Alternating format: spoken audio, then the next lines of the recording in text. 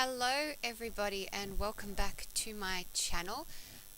Today we're doing a quick plan with me. Now you can see here that I have already started. I did set this up earlier in the day and thought I was filming and I wasn't, and then I had to run the kids around, and when I came back I thought, oh, what am I going to do? And in the end I thought, you know what, I'm just going to turn the camera on and I'm going to just roll with it anyway and record what is left. So all I had done is drawn the bigger bubbles and the illustration and written the date, and now I am just colouring in with my Inktense pencils.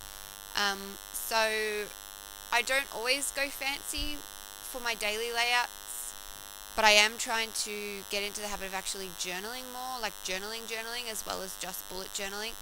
And I thought, you know what, I did these circles, I wanted something different, and then they looked like bubbles, and then I thought it would be really cute if they were like potion bubbles, and the whole idea sort of grew really organically from there. So I started drawing the bubbles and then the cauldron, and then the little stirring stick, and then I put a little mouse squirrel sort of made up creature on the top of the stirring stick. And I thought, how cute if the actual bubbles for the day were just sort of part of the potion, I suppose. And that was a lot of fun to draw. And then I sort of, you can see me here fiddling with my pencil case, because then I had this other idea of, well, now I have this sort of blank space, and wouldn't it be cute if there was a spell book? Because like if you're making a potion, you need a spell book with your instructions and your ingredients in it. So I thought, yeah, why not? Let's draw that in there. And then I thought, well, if there's a little helper mouse creature, we'll call him a mouse. He has a squirrely tail, but we'll call him a mouse. Magic mouse. On the cauldron, well, then maybe there'll be a magic mouse on the spell book. So I drew a little friend and popped him looking down onto the spell book. And then I'm just using my Sakura Micron in a 0.2. I'm not really fussy between the 0.1 and the 0.2. I like them both, so I tend to keep one in my unicorn pencil case that's hanging around, and then the other one's sort of up on my desk. Even though this video is filmed on my desk, the pencil case, which I affectionately call the Fat Unicorn for obvious reasons, it's got a fat unicorn in front, I sort of just have that pencil case with me wherever I go. So this is done in a 0.2, and the bubbles are done with a pale green Tombow marker with the bullet tip end. So then I thought I would like to have like a night sky at the top. So I'm just quickly doodling a moon and some stars, and I'm just going to line that in. And it wasn't too bad actually for just off the cuff. I was pretty happy with that. And then I just thought, wouldn't it be funny if the mice were the ones doing the magic as opposed to your traditional spell maker? And I thought, what spells would mice be doing? So I decided that they were going to be doing a little bit of environmental magic. So you can see that I'm currently colouring in spots on the moon, and that is because they've done a little spell and they have turned the moon into cheese. So I thought that was a really cute little idea, that the mice, you know, they wanted some cheese. What are they going to do? How are they going to get it? And they look up at the moon and they go, oh my goodness, what if the moon was made of cheese? That's a lot of cheese, right? The moon's pretty big. So they've pulled out the spell book, borrowed the cauldron, and they've done a spell to turn the moon into cheese. And then you can see there that I've written the moon is made of cheese, which I will go back and alter that, add a little bit more later, because at first I just sort of thought that they were, you know, just taking part in the thing, and then I thought it would be funnier if they actually cast the potion sort of spell themselves. So the whole idea is that they've got the cauldron and they've cast this spell, and they've made this potion, and the bubbles are all bubbling up, and when they get to the moon turned into cheese. So that is the holes in the moon to make like that sort of Swiss cheesy sort of look. And then I'm just using my water brush now to activate the Inktense pencils. I used a couple of different shades of blue to give a little bit of depth. And then particularly where the sky is concerned, I only activated it sort of really roughly so that it, even though the colour sort of came to life, there was that sort of sketchy looking feel in the background. And I don't normally like it looking like there's been a pencil, but in this particular instance I did it on purpose because I didn't want to have that sort of perfect pressure on myself. I wanted it to be a little bit fun, a little bit sort of almost children illustration. And I was really happy with how the potion turned out too, with the sort of shading and shadowing in there. So then you just saw me go back and change the little add to the little squirrel to say, we did it! The moon is made of cheese! And the little orange squirrel is pretty excited. He was clearly reading the spell out to his friend, who was sort of mixing it. And I just, that idea really appealed to me. I don't know why. I mean, I do know why. I'm an author, so I'm always thinking of funny things like that. But why the mice turned the moon into cheese, I could not tell you. So I'm just slowly colouring in the rest, and then I'm going to add another little anecdote further on, because I kind of thought, you know what, if one of the mice is chatting, then the other one probably should too. So once I finish this cauldron, I will be doing that, and you can sort of see it actually showed up alright on the camera that I've sort of changed the cauldron's a little bit ombre to sort of account for the shadowing and the shading. I had added a bit of a sort of a darker blue or purple near the top, near the lip, above the gems, so which was good. So yeah, now I'm just writing down the little anecdote, which I'm pretty sure is like, yay, but how do we get there? So, because I thought it was sort of funny that they hadn't thought their plan through. They've turned the moon into cheese, and now they can't work out how to actually get there. So now I'm going to be filling in the actual meat of the daily layout. I've got 3 little bubbles. I'm just checking that's essentially my future log. I don't keep a future log in my journal. I have it pre-written out so that I can plan in advance in that separate little notebook, and then it means that I can journal and whatever I need to do as time happens, as things happen, in my actual bullet journal. So yeah, I have those two little booklets. So I've written out in that top bubble what is going on for the day, my actual appointments, and then clearly that next one that you're seeing me writing now is a to-do list. I always have a fairly big running to-do list, and I used to have little check boxes and tick them off, but I found that made me really stressed if I wasn't ticking off the boxes. So I write the to-do list, but I don't actually go back and tick it off. I just reference the to-do list from the day before, and if there's anything that still needs to be done, I'll just sort of transfer it over without putting the pressure on myself. And then that last bubble, I had to write the heading sideways, but I actually really liked how that turned out. At first I thought, oh no, it's going to be weird and wonky, but it was fine. And I just did a little bit of journaling. It was my daughter's birthday on Sunday, and so at Kinder she got to, sing with her friends and have a little cake, and I bought in some lollies for her to hand out, and she had a great time. Now I'm adding in the white highlights with my Uniball Signo white gel pen. You know what?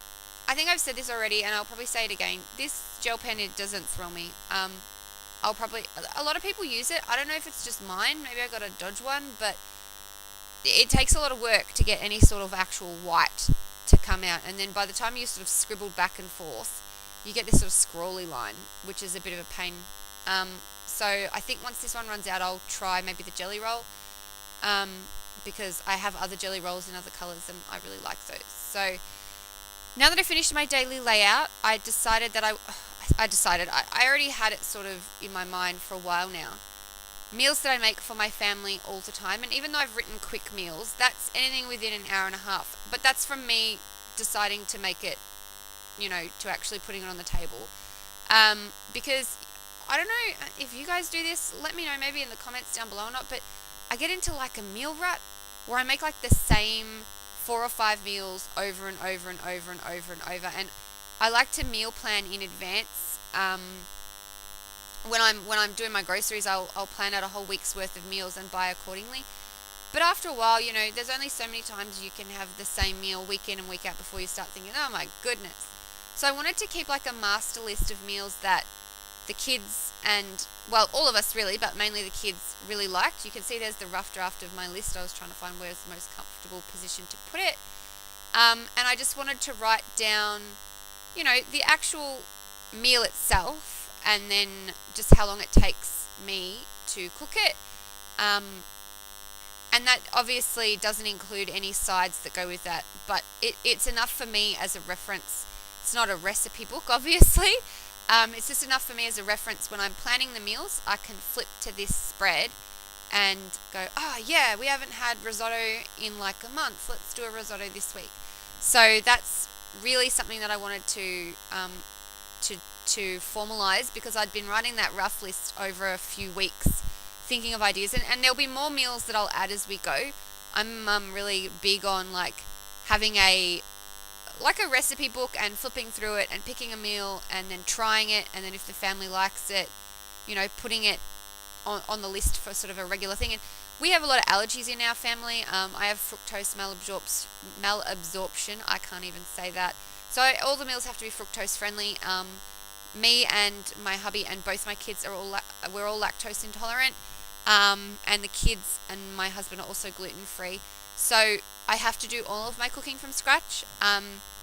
There's very little I can buy sort of pre-packaged. So it's really good for me to have these meal lists to reference whenever I need sort of inspiration. And like I said, everything on this list, with the exception of the one meal that goes in the slow cooker, are things that are up to about an hour and a half from start to finish. And when I say from start to finish, I mean from me looking at the clock going, I should probably make dinner now, to me actually serving it up onto the table and saying, okay, everybody. So once I finished writing the list, I decided I wanted to do a couple of little doodles. Food drawing is not my forte. Not really that any illustrating is, but food particularly is not a winner for me. Food and faces, yeah. But anyway, I did my best, and I didn't mind how it turned out. I sort of took inspiration from meals that were on the list.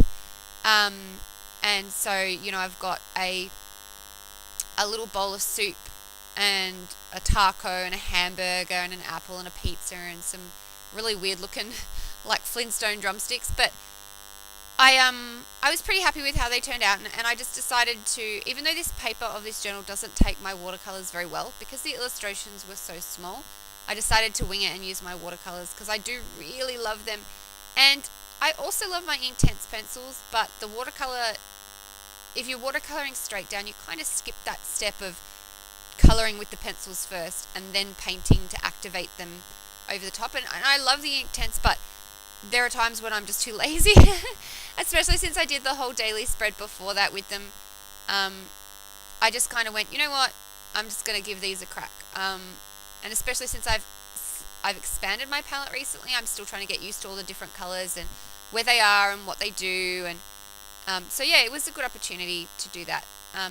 Now, I didn't finish all of the meals that I had, so I decided to continue the spread on the next page, which means that I'm going to have room to add more because there wasn't an awful lot left over. But I didn't want to have it only half done. I wanted to have everything in it, and I just thought, yeah, no, that's fine. I can do it over 2 pages. If I had realised it was going to be 2 pages in advance, I probably would have put it onto a double page spread rather than I'm going to have to flip back and forth. But you know what? That's the joy of journaling for me. Finding that quirky thing to be happy about in the imperfection. So I decided to swap the colours around. I did the blue at the top, and I'm writing in 2 shades of green this time instead of doing the green at the top and writing in the blue. And then, yeah, I just fill out the rest of it. And this is the point that I realised that the entire time I'd had the book on an angle, and you guys probably couldn't see properly, but you know what, I'm still new to this sort of process video thing, and it's a case of learning and sort of doing things as we go. I mean, my head keeps popping into frame. There's not an awful lot I can do about that, but I don't think it blocked off anything that needed to be seen. So yeah, you're just going to have to bear with me or put up with seeing my frizzy bits in the corner. So now I'm doing a couple more doodles. Because I was a little short on inspiration for this page, I only did 4 instead of the 6 that I did on the other one. But it was not a big deal to me. That is my very weird drawing of a stuffed baked potato. And that's supposed to be a casserole dish. That's a pie. It actually looks like a pie. And then that, because I was really pushing it by then, is a head of broccoli. I was like, everyone's going to think I don't eat any vegetables. But I actually want to make another list, which I don't know when, but of just like my side dishes that I make. Like different ways to do veggies and different ways to do sort of your starch sides like potatoes and pasta and stuff like that. But that will be sort of down the track because I have to formalize my ideas on that. My kids like pretty much the same thing every time, so there's a good chance that if I'm cooking veg on the side, it's the same veg on the side all the time. But sometimes you try things and you like them, and then they just get lost in that sort of everyday mundane carrying on, and you're like, oh, I always cook my broccoli this way, so I'll just keep cooking it that way. And yeah, it's nice to have a reference. So that's pretty much it. You can see me here adding the highlights with my white gel pen, or trying to anyway, and then that is the end of the spread. So thanks very much for joining me, and I hope you enjoyed this video. And until next time, I'll see you guys later. Bye bye.